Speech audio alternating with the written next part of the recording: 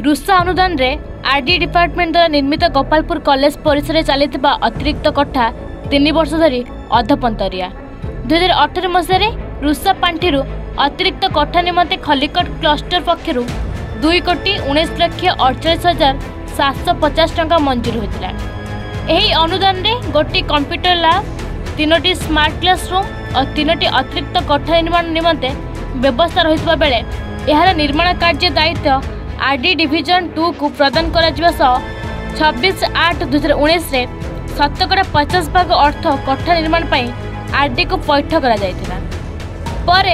प्राय 8 मास पर टंका पुणी कॉलेज को आरडी फेरस्त करथिला। इतिमध्ये सरकार अनुमति क्रमे 2021 रे पुणी एस्टिमेट करी 2,39,37,000 टंका चूड़ांत हो 2022 मसीह पुणी कोठा काम निर्माण आरंभ हो वर्तमान सुधा कार्यर 90% काम शेष होते आज पर्यंत 10% काम बाकी रही बेले कोठार कांथरे फाट सृष्टि होता देखा मिली। बड़का 10% काम मध्य रही ड्रेन विद्युत शौचालय और गार्डवाल कार्य रही विद्यालय अध्यक्ष और अध्यापक कहते आरडी विभाग पक्षर सरकार को चिठी कर भी अनुमोदन मिल न काम बंद हो रही जंत्री कहला बेले सरकार तुरंत एप्रति दृष्टि देले कोठा निर्माण कार्य शेष होगा सह यही कोठारे युक्त 3 और पीजी छात्र पाठपढ़ार सुजोग पाइपर अन्यपटे कोठा काम विलंब हो रुषा पांठिर अनुदान बढ़ी बढ़ी चली एने स्थानीय विधायक तथा मंत्री विभूतिभूषण जेना को अवगत कहते तेबे तुरंत यार समाधान हेले छात्र छात्री पाठपढ़ा ठीक चलो कहते नहीं वर्तमान से माने तो बहुत सुविधा असुविधा देखिए आम गति करूँ ये जो रुषा ग्रांट आसला सो प्रथमे जो रुषा ग्रांट आम 2018 मसीह आसला एवं ताकू आम आरडी को देइथिलु काम करने सो सेते बेले से माने प्रथमे एडमिनिस्ट्रेटिव एप्रूवाल हैला परे से माने हमको कहते जे 50% टंका डिपोजिट करने आम 50% टंका प्राय 1,02,50,000 आम डिपोजिट करूँ किंतु वर्षे पर से माने तांकर इनाबिलिटी शो करी से माने से टंका को आमको पुणी फेरस्त कर देथिले पुणी आउ 6 मास पर से माने आउ थे कहले नाई आम काम करूँ सो पुणी से आम आउ थे रिवाइज एस्टिमेट से सबमिट करते से अनुसार प्राय 35 लाख टका बढ़ी जाता एवं आम 2,39,70,000 टंका आम डिपोजिट करूँ पूरा 100% डिपोजिट करूँ। ये आमर 7टा रूम रही तले रही 4टा ऊपर रही 3टा फर्स्ट फ्लोर रे सो ये आमर 7टा स्मार्ट क्लास रूम एवं कंप्यूटर लैब एवं क्लास रूम बोलिकी रही ये तो एक्चुअली आमर जहाँ आम गत वर्ष टार्गेट करूँ जे यही वर्ष एकेडमिक सेशन आरंभ वाला बेलू आमको यही बिल्डिंग टी हस्तांतर हो जाइथिबो एवं आम ये क्लासरूम बा आमर जहाँ आनुषंगिक लैबोरेटरी आम ये स्टार्ट करूँ बोली किंतु से हो पारानी कारण आम जो बारंबार से लास्ट आम कह गले 8 मास कार्य बंद रही आम कंट्राक्टर को कंटाक्ट करूँ एवं परवर्ती अवस्था आम ये आरडी ऑफिस को जाइलु सुपरिटेडेंट इंजीनियर को कंटाक्ट करूँ एवं चीफ इंजीनियर ऑफिस भुवनेश्वर में बारंबार आम दौड़ू एवं से कहवा अनुसार से डेविएशन सबमिट कर कारण यही जो बिल्डिंग रो जहाँ रिक्वायरमेंट अच्छी साइट रिक्वायरमेंट अच्छी ता अनुसार ये ड्रेनेज आवश्यकता रही कारण पहाड़टा पाखे अच्छी से पानी बिल्डिंग को नष्ट करदेव से ड्रेनेज आवश्यकता रही एवं गार्डवाल आवश्यकता रही सो यही जो आनुषंगिक काम जहाँ भी अच्छी से डेविएशन सबमिट कर डेविएशन एप्रूवाल होकरी जेहेतु गवर्नमेंट रू आसीनी से कार्य करा कंट्राक्टर को बाध्य करना काम करने सो डेविएशन न आसला पर्यंत कंट्राक्टर मना करुच्ची मु काम करें कारण मत पैसा किए देव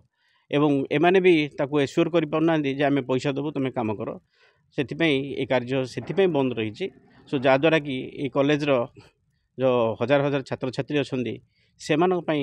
क्लासरूम अभाव रोचे एग्जामिनेशन करवाटा असुविधा होची सो यही असुविधा भितर आम जिते रिक्वेस्ट कले भी ये आउ किए शुणापी नाराज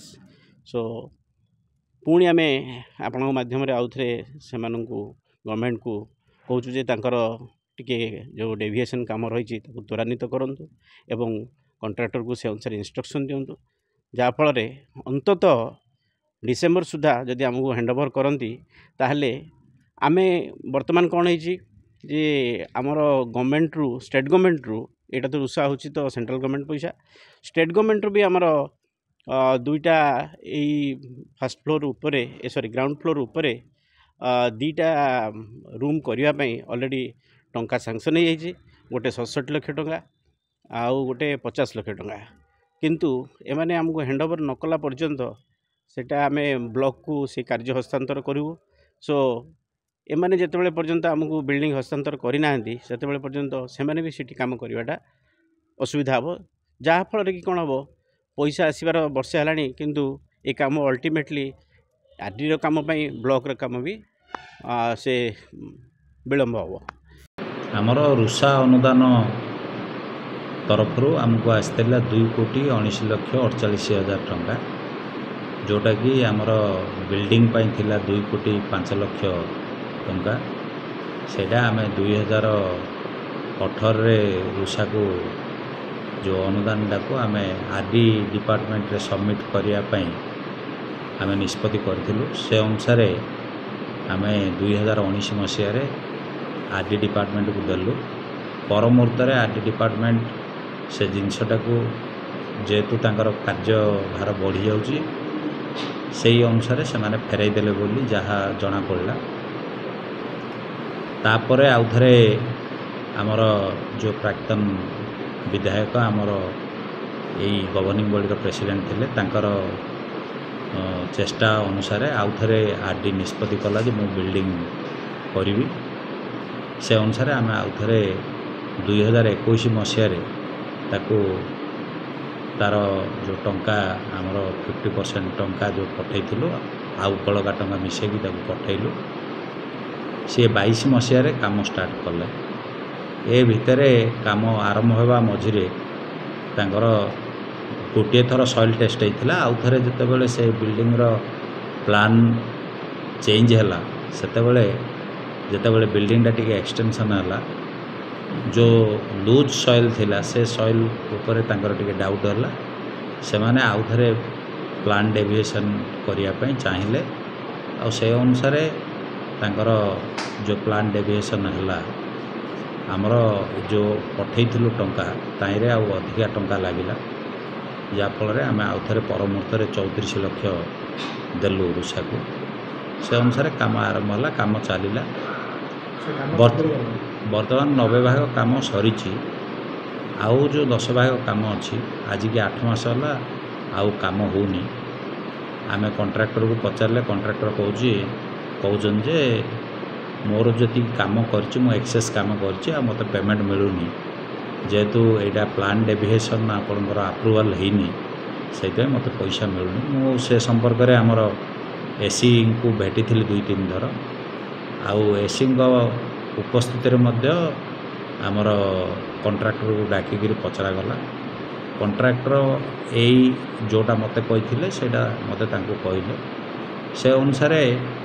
प्लान डेविएशन आप्रुवाल है सी काम कले पैसा पाइब बोली आम खबर पाइलु मु चीफ इंजीनियर पाखु जाइए